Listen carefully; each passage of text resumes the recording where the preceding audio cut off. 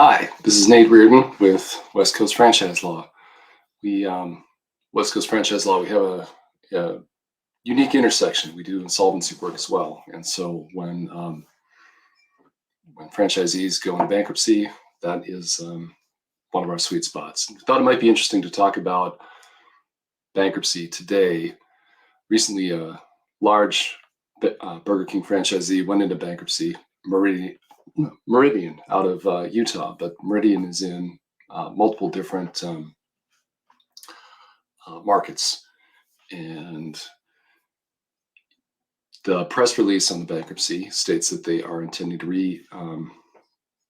refinance and stay in the system.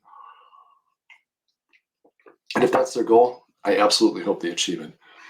For me, it was really only a reminder to talk about how things go as the economy changes. So it makes sense that with inflationary pressure and interest rates going up, so in some cases, debt service will just increase naturally as rates go up. Burger King is going to be one of those systems that gets squeezed. It's got a lower average unit volume, and with lower average unit volume, there's lower total profit. And thus, you are more likely to be squeezed by increased expenses that are variable, like commodities and interest rates. So while a tighter interest rate market is going to result in bankruptcy filings everywhere, you can expect to see them first in the in systems with smaller volumes and tighter margins. Thought I would talk a little bit today about what it looks like and how the process goes and how professionals think about the bankruptcy process in terms of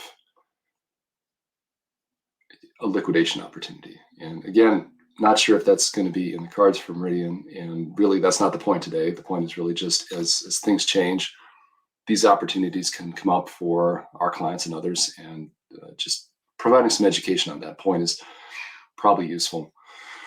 When a restaurant chain goes into bankruptcy, somebody with about 90 stores, what happens is that there's an automatic stay, credit collection stops, there's a negotiation for the use of the cash, and then things go forward. And the role of the franchisor in the bankruptcy process is a little deceptive because in bankruptcy, there are tools specifically for your secured debt.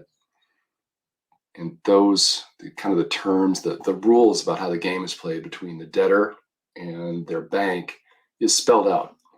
And same is true of landlords.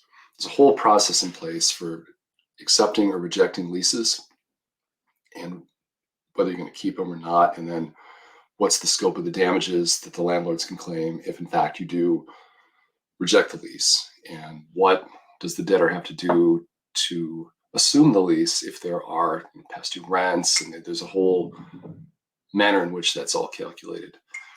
But the franchise agreements are, for the most part, just contracts, and they have to be assumed or rejected.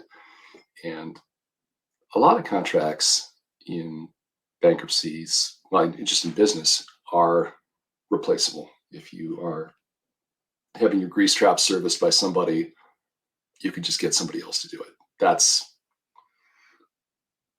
not a problem. But if the franchisor will not let the debtor assume the debtor's own franchise agreements, because legally, when a debtor comes out of bankruptcy, it's in many ways it's a new legal entity. So that debtor has to assume the franchise agreements, and the franchisor can, within some reason, put conditions on that assumption. And so as the debtor moves forward, working things out with landlords and with the bank, in the background, but sort of hanging over all of this, is the franchisor. And is the franchisor going to allow the debtor and that particular management team the opportunity to assume and continue. And part of that is an audition. What is the plan? In bankruptcy, there's a formal bankruptcy plan, but what does the plan look like? Is it going to be enough cash? If there's deferred maintenance as a result of the bankruptcy, is that going to get addressed? And so the franchisor makes a decision and either supports or doesn't support the debtor. Now, a lot of times,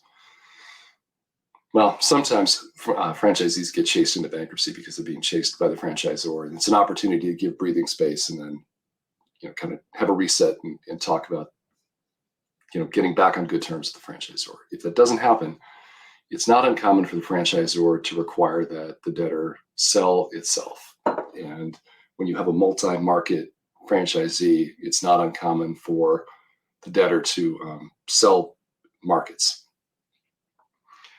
And the way that works is that there is it's called a 363 sale. Bankruptcy attorneys talk in numbers like 363, and that's a reference to 11 USC 363, which is the bankruptcy code that dictates sales of assets. So typically there's a process for the sale. Typically it's a bidding process, and the debtor will often hire an investment bank to represent its interests and solicit buyers. Usually they'll start with one bid, which is acceptable. So they want a bid for one of the markets, or maybe the whole thing, whatever it looks like, that ideally they know the lender's going to accept the number. The landlords are all on board with the new management team at the buyer. They would approve their leases being transferred, and the franchisor would approve that franchisee or that group to become a franchisee as the owners of that respective market or business.